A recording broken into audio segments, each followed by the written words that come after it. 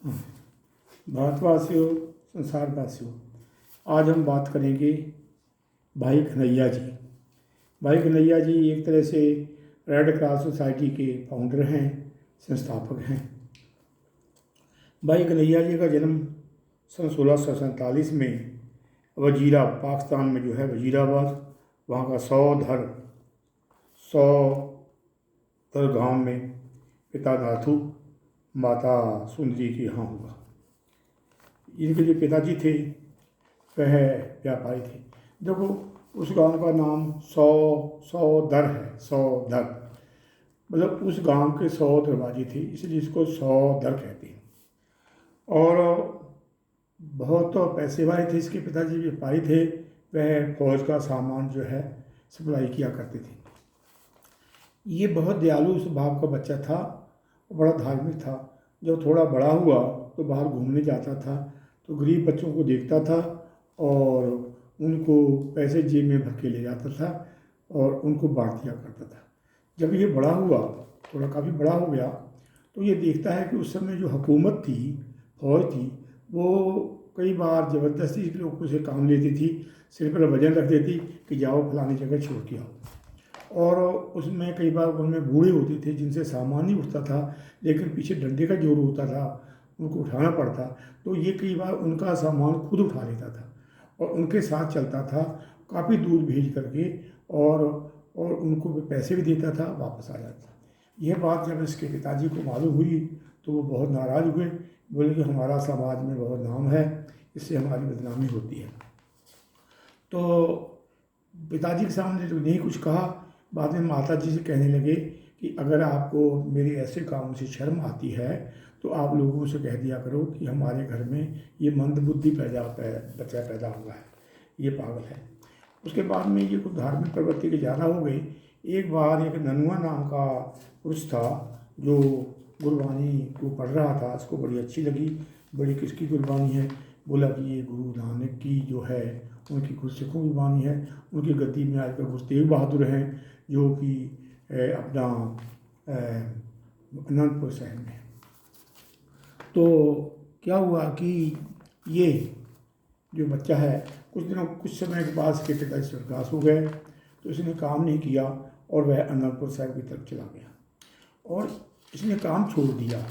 तो लेकिन जो एहलकार था वो उसको ढूंढ रहा था और बड़े अपने सिपाही लगा रहा था कि उसको देखो कहाँ है भाई कन्हैया। तो एक और आदमी ने कहा कि साहब उसको ढूंढने की क्या जरूरत है, लोगों की लाइन लगी है, सरकारी काम है, बहुत लेने को तैयार है। बोला कि मैं काम नहीं, काम के बारे में ढूंढना चाहता, मैं तो ये देखना चाहता हूँ कि जो बच्चा अध्यात्म की, परमात्मा की खोज के लिए इतना का बड़ा काम छोड़ के चला गया है, दर्शन करना चाहता हूँ। तो ये गुरु तेग बहादुर जी के पास अनंतपुर साहिब चला गया। गुरु तेग बहादुर जी ने इसको गागर दे के पानी लाया करो। वो पानी लाता, ये कुछ मुँह धोते, पानी फेंक देते, फिर दूसरा पैर धोते, इस तरह की 2-3 गागरें उससे मंगवाते और पानी को ये फेंक देते। तो 3 महीने ये काम करता रहा, बड़ा खुश हो गए। तेग बहादुर ने सोचा कि साहब ये तो बहुत पक्का हो गया है। उन्होंने एक बार इसको पकड़ के और इसकी तरफ देखा, आंखों में आंसू आ गए। इसको ऐसे लगा कि जैसे, उन दोनों को ऐसे लगा कि जैसे शरीर में अशरीर देख रहे हैं। तो बाद में गुरु तेग बहादुर जी ने इसको इधर ही पंजाब की तरफ, उस समय पाकिस्तान सारा पंजाब था, गुरमत के प्रचार के लिए भेजा। और उसके बाद गुरु तेग बहादुर जी जब शहीद हो गए तो ये दोबारा फिर अनंतपुर साहिब आ गया। जब अनंतपुर साहिब में लड़ाई चालू हुई, पहली लड़ाई जो पांवटा साहब की, उस समय साथ था। इसने गुरु गोबिंद सिंह से कहा कि मैं लड़ना तो नहीं जानता, लेकिन आप मुझे कोई भी काम कहो तो मैं करूँगा। तो गुरु गोबिंद सिंह ने कह दिया कि आप घायलों को पानी पिलाया करो। ये पानी मस्क ले ली इसने, ये पानी पिलाता रहा। फिर अनंतपुर साहिब में आ गए। अनंतपुर साहिब में कोई लड़ाई होती तो ये पानी पिलाता। तीर चलते हैं, भाले चलते हैं, बंदूकें चलती हैं, लेकिन यह हमेशा ही अपने घायलों को पानी पिलाता। एक बार सिखों ने कहा गुरु गोबिंद सिंह जी से, दीवान लगा हुआ था कि ये शत्रुओं को पानी पिलाता है, शत्रुओं से मिला हुआ है। इसको दरबार में बुलाया गया, ये नीची निगाहें करके आ गया, हाथ जोड़ के खड़ा हो गया। गुरु गोविंद सिंह ने कहा कि आप शत्रुओं को पानी पिलाते हो। बोला कि मैं किसी शत्रु को पानी नहीं पिलाता। तो सिख बोले ये झूठ बोल रहा है। तो जब उन्होंने कुछ ज़्यादा जो कहा तो बोला कि शत्रु कौन, आपने कभी शत्रु को बताया ही नहीं, ना तेग बहादुर ने बताया ना आपने बताया।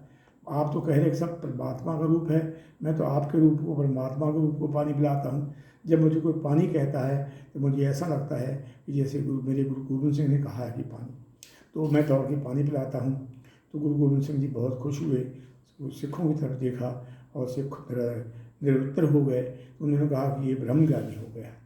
और फिर क्या हुआ कि इसको मलहम पट्टी भी दे दी, मलहम करने के लिए, यानी ये ऐसे ही पानी पिलाता रहा।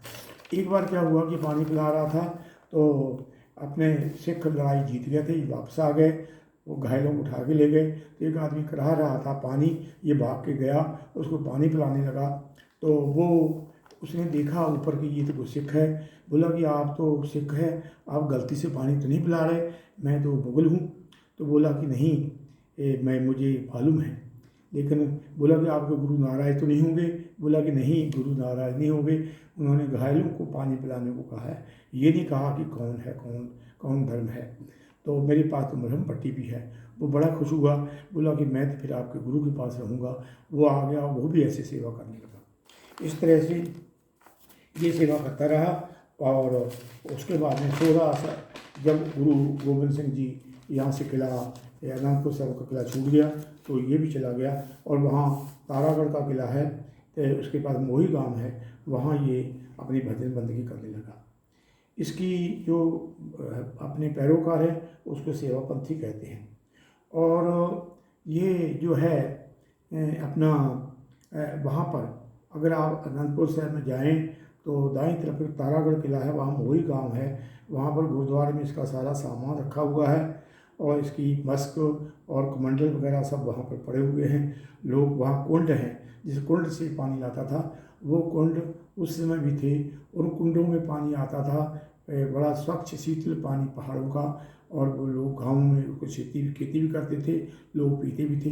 ये वही पानी भर के लाता। आजकल भी वो कुंड है, वो पक्के कर दिए गए हैं, उसमें चाहे जितना पानी निकालो पानी ख़त्म नहीं होता।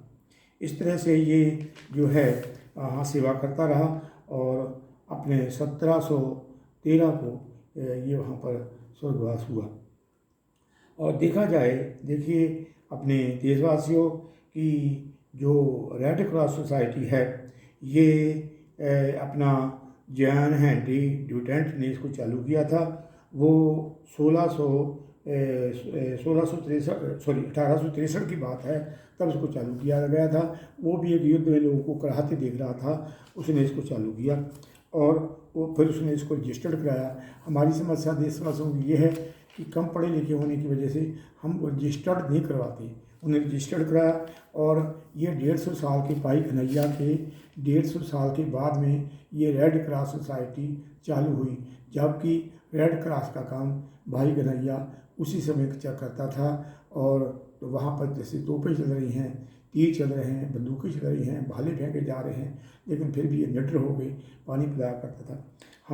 मेरे ये बात कहने का तात्पर्य यह है, एक मैं संक्षेप में ये आपको बताता हूँ। दूसरी बात भी सिखों का इतिहास भी बताया है, मैं थोड़ी तारीख देता हूँ। जैसे इसका जन्म 1647 में और जो इसका स्वर्गवास 1713 में हुए। तो ये इनसे हमें कुछ साधना सेध मिलती है, तो प्रेरणा मिलती है। और हिंदी में कहने का तात्पर्य मेरा ये है कि बहुत से सिख लोग दूसरे प्रांतों में हैं, और वैसे भी जो ऐसे लोग होते हैं ना प्रेरणादायक, इनका कोई धर्म नहीं होता। ये कोई सिखों के, मुसलमानों किसी के नहीं होते, ये सबके साझे होते हैं। इससे ये देखो, ये जो है भाई कन्हैया है, इसका तो कोई धर्म ही नहीं है। ये हर एक ये कहता है कि मुझे तो आपने शत्रु बताया ही नहीं। तो ये इस तरह से आपको संक्षेप में बता दिया है।